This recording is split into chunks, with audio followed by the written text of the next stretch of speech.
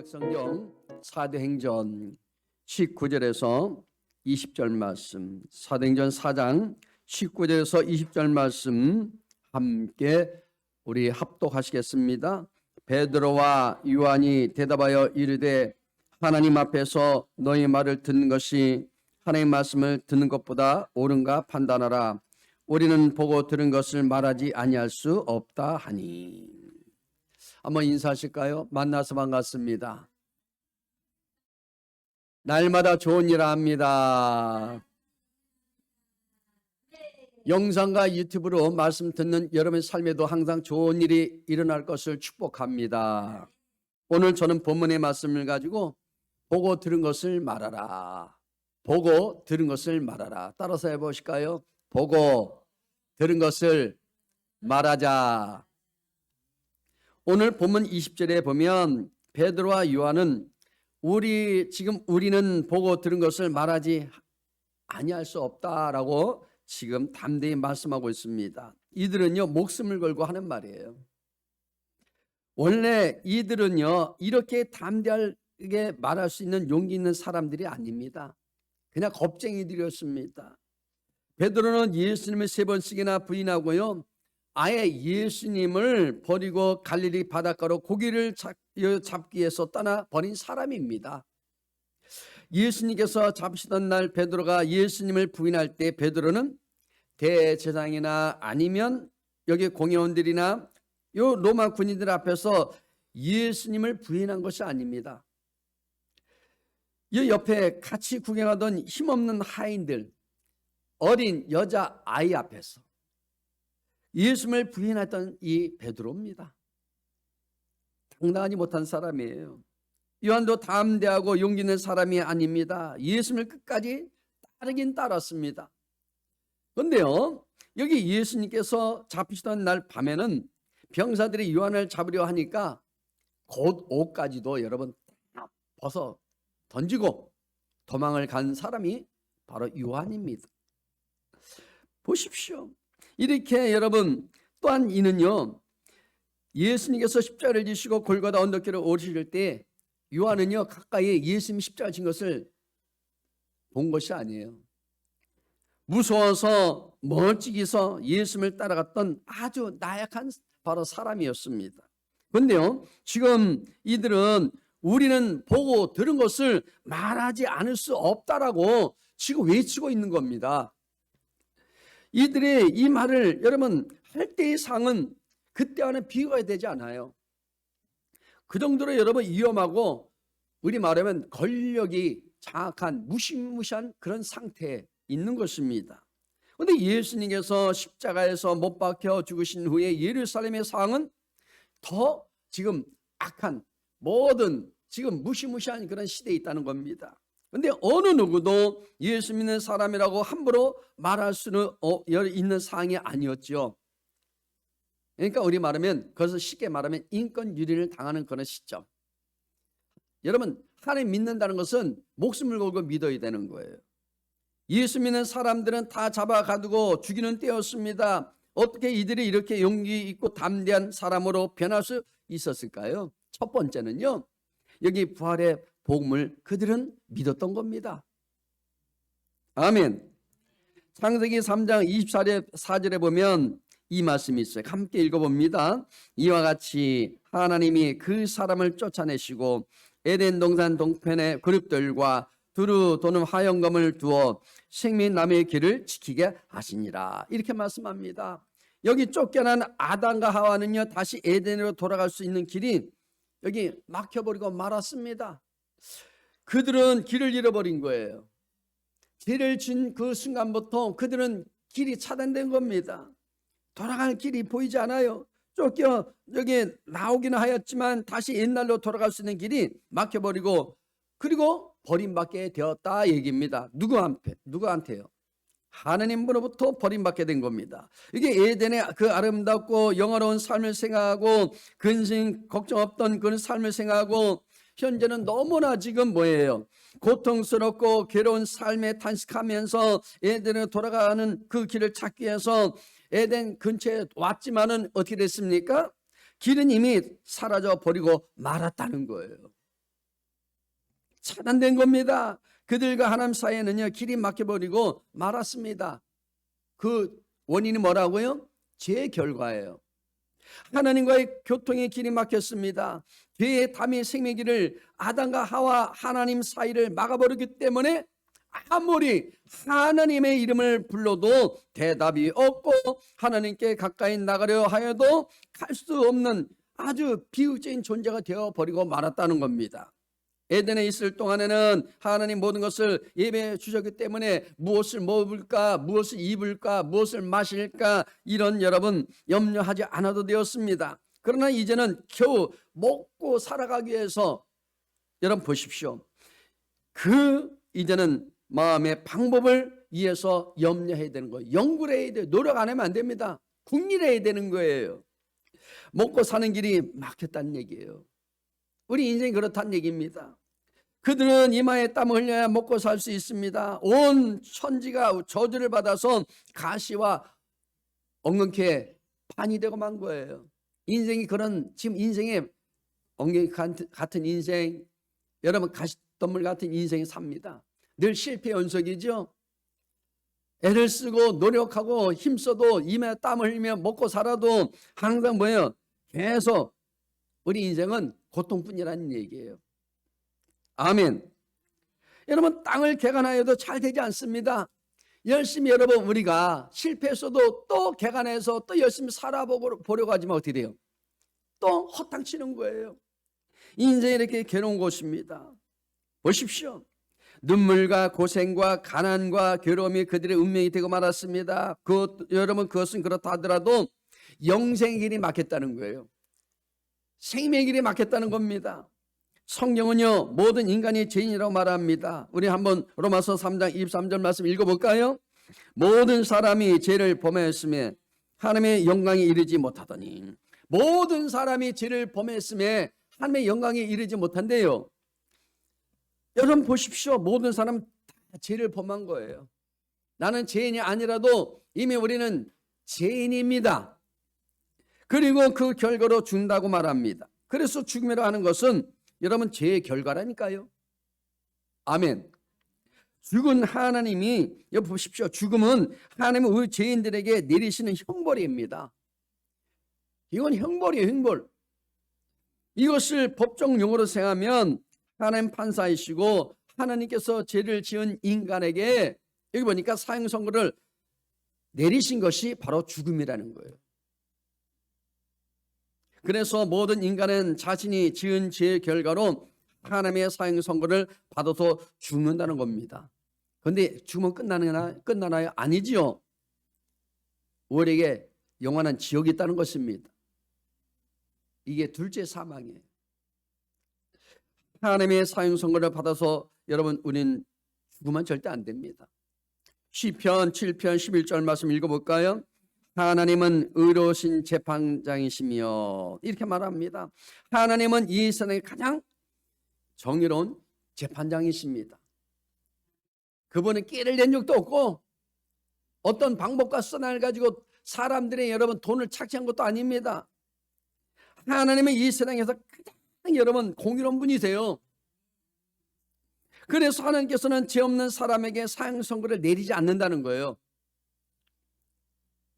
그 방법 뭐예요?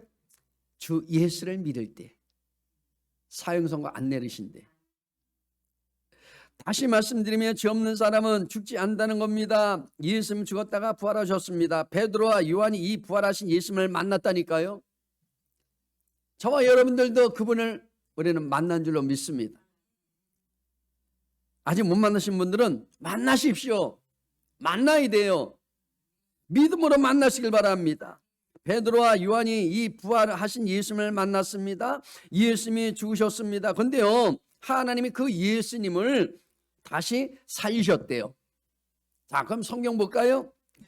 본문 우리 사도행전 4장 10절 말씀 읽어봐요. 너희와 모든 이스라엘 백성들은 알라. 너희가 십자가에 못 박고 하나님이 죽은 자 가운데서 살리신 나사렛 예수 그리스도 이름으로, 이렇게 말합니다. 여기 유대인들이 예수님을 여기 보십시오. 죄 있다고 하고 사형 선고를 내리고 어떻게 됐어요? 죽였잖아요. 어디서? 십자가에서. 그런데 하나님은 예수님을 다시 살리셨어요. 살리는 분이십니다. 보십시오. 불의한 판사가 있어서 그 판사가 죄 없는 사람에게 사형 선고를 내렸습니다. 요즘에요, 법관들도요, 아주 나쁜 법관이 있단 말입니다. 그런데 하나님이 그 사형 선고를 받은 그 사람을 다시 무죄라고 하고 다시 그 판결을 무효로 하셨다는 거예요. 하나님만이 할 수 있습니다. 하나님이 죽였던 이 사람을 다시 살리셨어요. 예수님이 부활하셨다는 것은 뭘 말해줘요? 무엇을 의미한다고요? 여기 예수님이 아무런 죄가 없으시다는 것을 말해주는 거예요. 아무런 죄가 없으신 분이 왜 여러분 괜히 죽습니까? 우리를 살리기 위해서. 그래서 성경에서는 예수님의 부활을 가리켜서 예수님이 죄 없다는 판결을 받으신 사건이라고 이렇게 말하는 거예요. 그런데 여기에 중요한 것은요, 이 부활하신 예수님을 베드로와 요한이 만났다는 거예요. 우리도 만난 줄로 여러분 우리가 확실히 믿으시길 바랍니다. 본문 사도행전 4장 19절에서 20절 말씀 함께 읽어봐요. 베드로와 요한이 대답하여 이르되 하나님 앞에서 너희 말을 듣는 것이 하나님의 말씀을 듣는 것보다 옳은가 판단하라. 우리는 보고 들은 것을 말하지 아니할 수 없다 하니. 내가 보았다는 얘기예요. 내가 들었다는 얘기예요. 베드로와 요한은요, 예수님이 죽었다 3일 만에 부활하신 그 사건도 경험했고, 그리고 여러분 예수님께서 부활하신 난 다음에 40일 동안 예수님 제자들과 함께 거닐면서 또 말씀 나누고 식사도 하고, 그러고 난 다음에 어떻게 됐다고요? 승천하실 때까지 뭐예요? 그들은 목격한 사람들이에요. 아멘. 보십시오. 여기 베드로와 요한은요, 처음에 예수님이 무덤에서 부활하셨다는 사실을 믿지 않았습니다. 안 믿었어요. 그런데 베드로와 요한은 여러 번 부활하신 예수님을 만났습니다. 여기 보십시오. 예수님 어떤 분이시라고요? 어떤 분이라고요? 생명의 주님이시래요. 성경 말씀 말합니다. 사도행전 3장 14절 15절 말씀. 너희가 거룩하고 의로운 일을 거부하고 도리어 살인한 사람을 놓아 주기를 구하여 생명의 주를 죽였도다. 그러나 하나님이 죽은 자 가운데서 그를 다 살리셨으니 우리가 이 일의 증인이라. 증인이래요. 이거를 목격했거든요. 여러분, 이 표적을 통해 하나님이 우리에게 말씀하십니다. 예수 그리스도는 지금도 일하신다는 거예요. 아멘. 지금은 성령으로 와 계십니다. 2000년 전에는 육신의 몸을 가지고 이 땅에 오셔서 일하셨지만 지금은 성령으로 하나님의 영으로 오셔서 저와 여러분을 통해서 지금 일하고 계십니다. 예수님은 우리 가운데 계셔서 여러분 교회가 행하는 모든 복음 사역 가운데 친히 일하고 계십니다. 우리 생명인 우리 마음 가운데 와 계세요. 그의 말씀이 있는 곳에는요, 그의 복음이 있는 곳에 바로 예수님 그의 영으로 능력을 행하시고 지금도 살아서 역사하신다는 거예요. 그에는 이 생명의 주님이 보내셔서 세상을 새롭게 창조하는 자로 부름을 받았다는 겁니다. 누가? 저와 여러분들이. 그러면 우리는 하나님께서 주신 사명을 감당해야 돼요, 안 해야 돼요? 해야 됩니다. 이를 위해서 우리를 세우셨대요. 두 번째는요, 여기 다른 길이 없다는 것을 이들은 알게 된 거예요. 다른 길은 없습니다, 여러분. 오늘 여기 베드로가 전한 이 말씀 가운데서 우리가 주목해 보아야 할 내용이 있다고 한다면 다른 이로서는 구원을 얻을 수 없다는 겁니다. 이 내용이 참 중요해요. 다른 이로서는 구원을 얻을 수 없다. 이러한 이 선언은요, 종교 다원자 여기 주의자들이 가지고 있는 생각들과 정반대의 우리 기독교의 정신입니다. 바로 신앙이에요. 종교 다원주의는요, 이렇게 말합니다. 모든 종교가 다 똑같다. 기독교나 불교나 힌두교나 아니면 이슬람교나 그냥 민간 신앙이나 어느 신앙이든지 종교가 다 똑같은 것이며 어느 종교를 믿든지 결국에는 같은 하나님 이름을 다르게 우리가 부르지만 하나님이라고 부르기도 하고 야훼라고 부르기도 하고 그리고 알라라 부르기도 하고, 여러분 잘 아는 상제라고 부르기도 하고, 상제. 또 쌍띠라고 부르기도 하고. 쌍띠라예요. 힌두교에서는 쌍띠라 하잖아요. 자, 어떤 이름으로 부르기도 하지만 그러나 결과는 모든 종교든 다 똑같은 것이고, 어느 종교든 진실하게 믿기만 한다면, 어느 종교든지 그 가르침대로 산다고 한다면 결국에는 같은 천국에서 만날 거라고 하는 것이 종교 다원주의자들의, 여기 보십시오, 주장입니다. 우리는요 다원주의가 아닙니다. 아멘. 바로 우리 기독교는요 이들과 다릅니다. 성경에 보면 말씀하고 있거든요. 히브리서 3장 10절 말씀 함께 읽어봅니다. 그러므로 내가 이 세대에 노하여 이르기를 그들이 항상 마음이 미혹되어 내 길을 알지 못하는도다 하였고, 이렇게 말씀하고 있습니다. 주님께서 길을 주셨대요. 주님만이 길을 주신 것입니다. 내가 곧 길이요 진리요 생명이라 말씀하지 않습니까? 그분이 길 되세요. 그분이 생명 되십니다. 그만이 진리라니까요. 주님이 이미 2000년 전에 오셔서 에덴으로 돌아가고, 에덴이 어디입니까? 우리가 머물 곳 바로 천국입니다.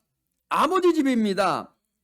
하나님께로 나가는 길을 그분이 이제 열어놓으셨대요. 아멘. 하나님은 새로운 길, 바로 예수님의 길을 열어놓으셨다는 겁니다. 하나님이 주신 길, 바로 예수님의 십자가의 대속의 길을 우리가 따르지 않으면 다른 길이 없다는 거예요. 그 길을 따라가야 돼요. 요한복음 3장 16절 말씀 읽어봅니다. 하나님이 세상을 이처럼 사랑하사 독생자를 주었으니 이는 그를 믿는 자마다 멸망하지 않고 영생을 얻게 하려 하심이라. 영생은 하나님의 생명입니다. 우리가 하나님의 생명을 받고 하나님 앞에 나가는 길이 바로 예수 그리스도라는 거예요. 예수님만이 길이에요.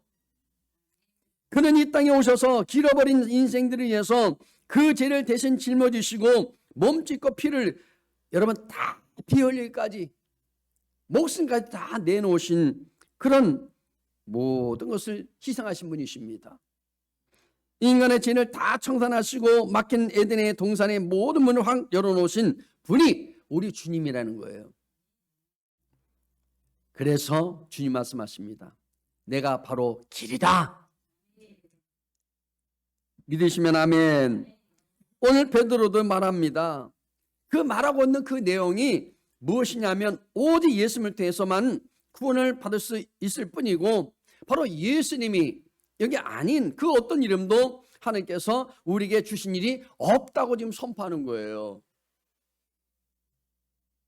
분명히 우리에게 말씀하고 있는 겁니다. 그런데 여러분, 요즘 살아가는 이 세상 가운데 많은 종교자들이 있지요. 지도자들이 있습니다. 자기들이 생명이라는 거예요. 자기들이 길이라는 거예요. 여러분, 거기는 가면 큰일 납니다. 사망의 길입니다. 우리가 구원을 받는 것이 누구의 소원인가를 우리가 아는 것이 참 중요해요. 우리가 소속이 어디라고요? 하나님께 그렇게 있는 거예요. 하나님께. 아버지 자녀들이에요. 하나님의 나라는 여러분, 그래서 내가 내 마음대로 왔다 갔다 하는 게 아닙니다. 하나님의 나라에 소속된 사람들은 그 법을 지켜야 돼요. 아버지 뜻대로 살아야 합니다. 전적으로 하나님께서 하신 일인가 아니면 우리 인간이 할 수 있는 일인가를 우리가 그래서 알아야 한다는 겁니다. 교회에 다니는 많은 사람들이 여기에 관심이 없던지 바르게 알지 못하는 사람들이에요. 교회는 열심히 오늘도 다닙니다. 예배당에 가서 열심히 기도하고 입술로 찬양하고 그리고 예배상을 한다고 그렇게 얘기합니다. 구원은 우리 인간의 편에서 우리가 행하는 대로 받는다고 생각하는 사람들이 많이 있습니다. 여러분, 선한 일을 하고 바르게 살 때 구원을 받는 것이고, 그리고 계속해서 죄나 짓고 살면 지옥에 간다는 것이라고 생각하는 사람들이 여러분 많이 있습니다. 그건 지식이에요. 그들은 학문적으로 아는 겁니다. 그래서 아직도요 진리 안에서 자유를 누리지 못하고 율법에 매여서 사는 사람들이 많이 있는 거예요. 이것도 하면 안 되고 저것도 하면 안 되고, 그러니까는 그건 율법적으로 참 지키려니까 힘든 거예요. 어떤 분들은 신앙생활하기 참 힘들다고 얘기해요. 하나님 믿는 거 너무 힘들다고 얘기해요. 왜 그래요? 율법적으로 믿으니까 그런 거예요. 그러나 성경은 너무나 분명히 여기 구원은요, 하나님의 절대 주권에 의한 것이라고 말씀하고 있습니다. 구원을 받는 것도 여러분 하나님 선택에 의해서이고요, 예수 믿는 것도 성령 하나님의 역사에 의한 것이고, 하나님의 부르심을 받고 그에 나오는 모든 것들도 그리고 성령의 역사에 의해서이고요, 우리를 끝까지 붙잡고 있다고 총회 가시는, 여기 가게 하시는 분도 바로 성령 하나님이시라는 거예요. 이런 역사가 일어나야 됩니다. 성령이 나를 붙들어 주셔야 돼요. 그 하나님께서 우리를 구원하실 절대적인 주권을 가지신 그 하나님께서 구원을 받을 만한 다른 이름을 우리에게 주신 일이 없다고 성경은 말씀하고 있는 겁니다. 오직 예수 믿는 믿음만 여러분 구원을 얻게 해주신 유일한 것이라는 것을 성경은 분명히 말씀해 주고 있는 것입니다. 그러면 세 번째는요, 성령의 임재를 그들은 체험하게 된 거예요. 그들이 이렇게 외치고 말할 수 있는 것은 성령의 임재를 체험했기 때문에 그래요. 예수님의 제자들은 예수님의 십자가와 부활 이전과 이후에 어떻게 달라졌을까요? 오늘 본문 13절에서 이렇게 말씀하고 있습니다. 함께 읽어볼까요? 그들이 베드로와 요한이 담대게 말함을 보고, 그들이 누굽니까? 아니죠. 모인 군중들 말입니다. 대중들 말입니다. 그런데 그들이 보고, 자, 베드로와 요한이 담대히 말함을 봤다 그러지 않습니까? 우리도 그런 담담이 있어야 될 줄로 믿습니다. 베드로와 요한은요, 많이 달라졌습니다. 자신 있게 얘기합니다. 담대해진 거예요. 예전에 베드로는요, 비겁하게 말하는 사람이었습니다. 우리가 복음을 전할 때 저 사람이 나한테 무슨 핀잔 주지 않을까? 욕하지 않을까? 그래갖고 어떻게 우물쭈물하는 그 경우도 있잖아요. 그냥 말도 더듬을 때가 있잖아요. 내가 전해야 되나 말아야 되나. 이 베드로와 요한은요, 이렇던 사람이에요. 그런데 지금 뭐예요? 욕을 먹든 핍박을 하든 죽인다고 위협하든 담대하게 할 소리를 하는 거예요. 내가 만난 주님을 외치고 있는 것입니다. 예전에 베드로는요, 비겁하게 말하던 사람이었지 않습니까? 예수님에 붙잡혔을 때 한 여종이 베드로에게 당신이 저 예수와 함께 있던 자가 아니냐고 그렇게 여러분 말하지 않습니까? 그러니까 베드로가 말하죠. 내가 무슨 말을 하는지 알지 못하겠다. 나는 그 사람을 알지 못해. 결단은 난 몰라. 이랬던 사람이에요. 내 말이 거짓말이라면 손머리라도 바뀌었다면서 당당하게 베드로는요, 그렇게 여러분 그 사람을 알지 못한다고 잡아떼었던 사람입니다. 저도 초신자 때요, 창피해서, 그전에는 지금 이렇게 가죽으로 좋은 성경책 나오지만 그전에는 빨간, 여기 보면 그죠? 성경책이 있어요. 그거 갖고 이렇게 갖고 가기 창피해서 신문 똘똘 말고 쇼핑백에다 탁 하고 초신자 때 그러고 다닌 적이 있었어요. 자신이 없으니까. 예수 믿는 거 눈치가 보이고 부끄러웠는데, 이제 성령 만나고 난다면은 쇼핑백이 뭐가 필요합니까? 신문지 똘똘 말았던 성경책이 자신 있게 빨간 성경책을 가지고 예배에 탁 들어가는 거예요. 아멘. 이렇게 달라지더라고요. 복음을 전하지 못한 제가요, 당당하게 예수 믿으라고 전해지게 되더라고요. 아멘. 그런데 사도행전에서는요, 자신들을 핍박하고 예수님의 부활을 믿지 못하는 종교 지도자들을 향해서 담대하게 말한 것을 여기 보게 되는 겁니다. 그런데 베드로가 완전히 달라졌습니다. 이유는 무엇일까요? 사도행전 4장 8절에서 이렇게 설명해 줍니다. 함께 읽어봐요. 이에 베드로가 성령이 충만하여 이르되, 어떻게 했다고요? 성령이 충만했대요. 베드로가 성령 충만하기 때문에 담대하게 말할 수 있었습니다. 성령이 충만하면 담대해집니다. 두려움이 사라지는 거예요. 여러분 성령 충만하니까 그냥 블라블라 해갖고 막 능력이 나타나고 방언 열심히 하고 소리 빽빽 지르면서 그게 성령 충만이 아니에요. 잘 들어보십시오. 성령 충만하면요 인생이 바뀌어야 돼요. 삶의 모습이 바뀌어야 돼요. 언어가 바뀌어야 됩니다. 나의 모든 믿음의 자세가 바뀌어야 됩니다. 여러분 지금 교회 다니는 사람 성령 충만하다고 손 들고 물러물러 한 사람들 가보십시오. 그들에게 물어보십시오. 뭐가 성령 충만이냐고. 그러면 다들 능력을 받아야 성령 충만하다고 얘기해요. 방언 잘해야 당신 성령 충만하다고 얘기합니다. 사람에 대한 두려움이 없어집니다. 황해에 대한 두려움이 없어집니다. 실패에 대한 두려움이, 불확실한 미래에 대한 두려움이 다 없어지는 거예요. 그래서 우리가 성령 충만 받으라는 이유가 바로 그겁니다. 베드로가 성령에 충만하니까 사람들이 두렵지 않습니다. 복음을 전한다는 이 이유로 붙잡혀서 오게 있음에도 그는 두려워하지 않았습니다. 그리고요 오히려 당당하게 진리를 말합니다. 베드로는 종교 지도자들에게 사도행전 여기 3장에 나오는 안진뱅이 사건을 이야기하면서 얘기해 주는 거예요. 그 사람이 걷게 된 것은 너희가 십자가에 못 박고 하나님이 다시 살리신 예수 그리스도가 하신 일이라고 말하고 있는 겁니다.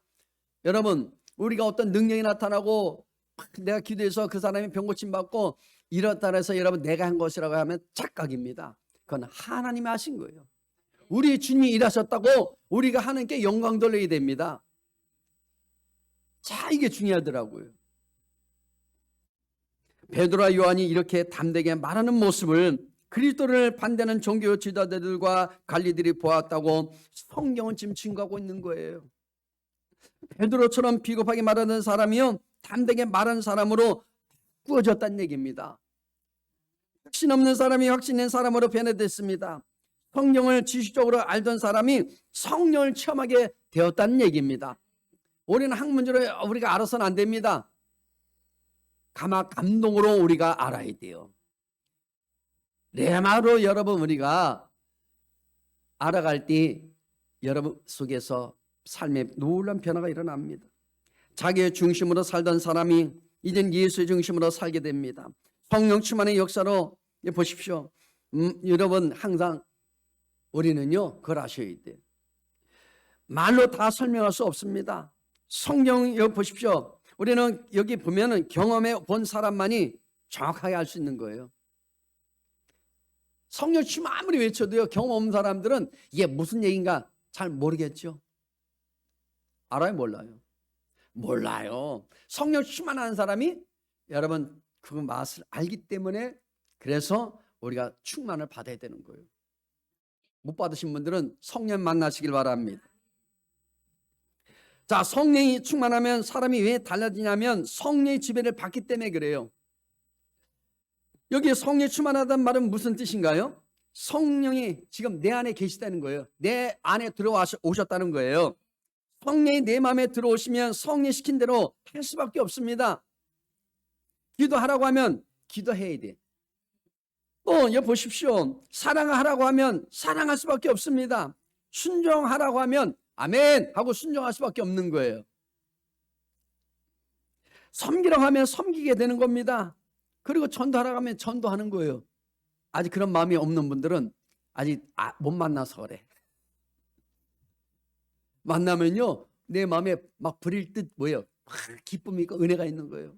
전하지 않으면 못 견디는 그런 마음이 있는 거예요. 성령 충만한 사람은 성령 시킨 대로 말할 수밖에 없다는 것을 여러분 믿으시기 바랍니다. 마가 다락방에서 여러분 120명의 성도들이 모였어요. 열심히 기도합니다. 성령의 말하심을 따라서 다른 바로 말하듯이 베드로와 요한이 성령 충만하니까 힘들게 말하게 된 것입니다. 오늘 예배드리는 저와 여러분 모두는요 성령이 충만해서 성령 시킨 대로 말하는 축복을 누리시길 바랍니다. 아멘. 성령 충만함을 경험하여서 베드로와 요한처럼 두려워하지 않고 담대하게 말하는 능력을 소유하시길 바랍니다. 이런 여러분 능력을 받아야 돼. 예수 믿기 전에는 세상 이야기를 많이 하고 남 이야기를 많이 얘기하죠. 흉도 많이 보고 세상에 어떻게 뭐 이런 일 저런 일 다 하잖아요. 그런데 이제는 예수님 믿은 후에는 하나님 이야기를 많이 하고 생명을 살리는 일을 우리는 많이 해야 됩니다. 아멘. 베드로와 요한이 담대한 믿음을 가질 수 있었던 것은 오늘 본문에 기록된 것처럼 예수님에 대한 올바른 지식이 그들의 심령을 단단하게 붙들었습니다. 바로 이러한 이런 그들의 믿음 위에 성령께서 동행하시고 그 삶의 성령께서 어떻게 됐냐? 믿음의 체험들을 더하시기 때문에 그런 일이 일어난 겁니다. 우리는 플러스 인생을 살아야 돼요. 충만하게 충만하시길 바랍니다. 여러분들은 매일 무엇을 듣고 무엇을 보고 무엇을 말하십니까? 사도행전 4장 19절에서 20절 말씀 다시 한번 우리 읽겠습니다. 하나님 앞에서 너의 말을 듣는 것이 하나님의 말씀 듣는 것보다 옳은가 판단하라. 우리는 보고 들은 것을 말하지 아니할 수 없다. 아멘. 이 말씀이 저와 여러분의 입술에 고백되시길 바랍니다. 저와 여러분을 통하여 주님은 세상을 새롭게 변화되기를 원합니다. 그렇게 하기를 원하십니다. 우리가 가진 이 복음이 세상을 거듭나게 하시기를 지금도 주님은 원하고 계십니다. 새로운 한 주간도 이 복된 소식을 전하며 살아가는 한 주간 되시기를 축복합니다. 기도하겠습니다. 하나님 감사합니다. 이처럼 저를 사랑하시고 불러주신 주님을 찬양합니다. 오직 믿음 안에서 오직 하나님 우리가 보고 들은 것을 전하며 살아갈 수 있는 우리 삶이 될 수 있도록 인도하여 주옵소서. 늘 성령 충만하게 해주시고 매일 삶마다 우리 성령을 만나는 아버지 진정한 우리 삶이 될 수 있도록 인도하여 주옵소서. 예수 이름으로 기도드리옵나이다. 아멘.